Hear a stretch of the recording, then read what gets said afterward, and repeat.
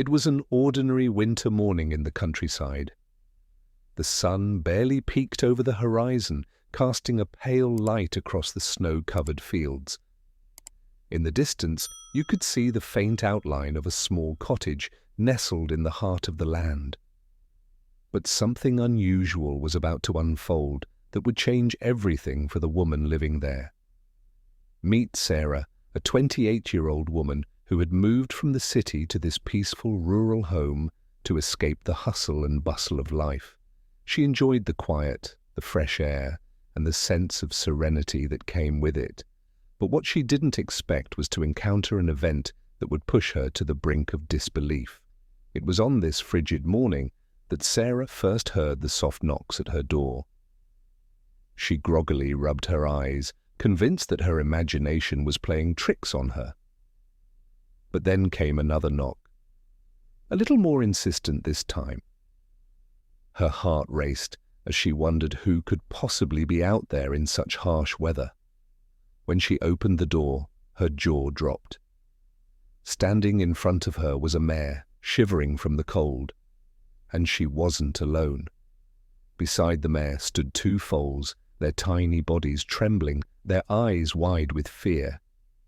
They looked exhausted, hungry, and desperate for warmth. Now picture this. It's the dead of winter, and you're already halfway to being frozen just by stepping outside. What would you do? Leave them out there or invite them in? The urgency of the situation hit Sarah like a wave. The mare and her foals were begging for help, their breath visible in the freezing air, their eyes pleading with her. But what could she do? Could she really bring a horse and her babies inside her home? What would happen if she did? For a moment, Sarah stood frozen in place, staring at the animals. Fear gripped her. What would her neighbors think? Would they laugh at her? Maybe they'd call her crazy. And what about the animals? Could she even manage to care for them? She barely knew anything about horses, but as she looked at their faces, she felt something inside her stir, a deep, primal instinct to protect. These creatures needed her, and she couldn't just turn them away. The cold was too much for them to endure. With a deep breath, Sarah stepped aside and gestured for them to enter. "Come on in," she said, her voice shaking. The animals hesitated for only a moment before stepping inside, bringing with them the cold from outside. The moment the door closed behind them, Sarah's house was filled with an overwhelming sense of urgency. The mare let out a low whinny, and the foals nudged against her, shivering uncontrollably. Excitement mixed with worry, she had no idea what she was getting herself into. Sarah quickly ran to her kitchen to grab some blankets and towels. She tried to warm the foals, wrapping them as best as she could. But the mare, she noticed, had a distinct look in her eyes, a look that seemed to say, "Thank you," but also, "Help me more." What could it be? Was there something more to this mare's sudden appearance? Why did they come to her house? What were they running from? As Sarah busied herself with the horses, she heard a sound that made her freeze. Footsteps, faint at first, but growing louder. Someone was coming to the door. Could it be someone from the village, or was it someone else? She rushed to the door, heart pounding in her chest. She opened it just a crack, peeking through the small opening. To her shock, there was no one in sight. But something caught her attention, a strange figure in the distance, a shadowy outline moving steadily toward her house. Her instincts screamed that she needed to act fast, but what could she do? Should she hide the horses? Should she try to speak to this figure? With the shadow approaching, Sarah quickly shut the door and turned back to the animals. In that moment, something incredible happened. The mare let out a loud, almost eerie sound, a cry, not like any horse cry Sarah had ever heard. The foals, sensing their mother's distress, huddled close to her. But it wasn't just fear, it was a warning. Suddenly, the mare began pacing restlessly, her ears flicking in every direction.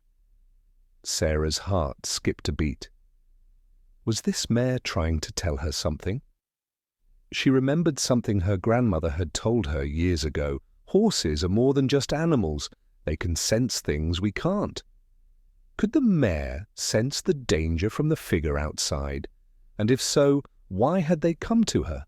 Was this more than just an act of survival? The figure outside finally came into view. It was a tall man, cloaked in a dark robe, his face hidden beneath a hood. Sarah's breath caught in her throat. There was something unsettling about him, something almost supernatural. He was too still, too silent.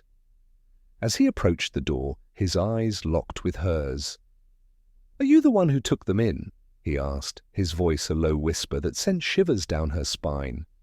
Sarah's mind raced. She didn't know how to respond. How could she explain the situation? How could she even explain why she had brought the mare and her foals into her home? "You have no idea what you've done," the man continued. What did that mean? What was the secret behind this mysterious visitor? Was he connected to the mare? Was there something more sinister at play? The man's next words changed everything.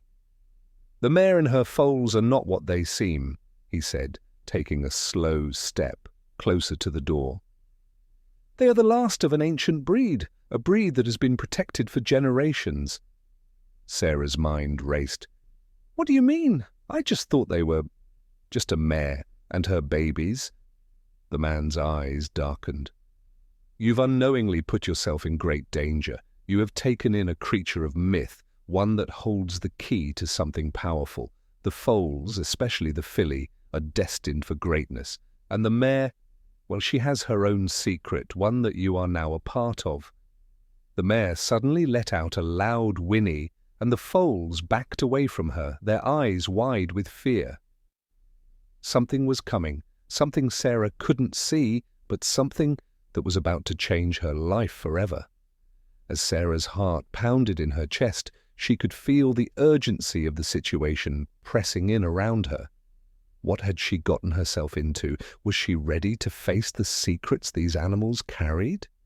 And who was this mysterious man who knew more than he was letting on?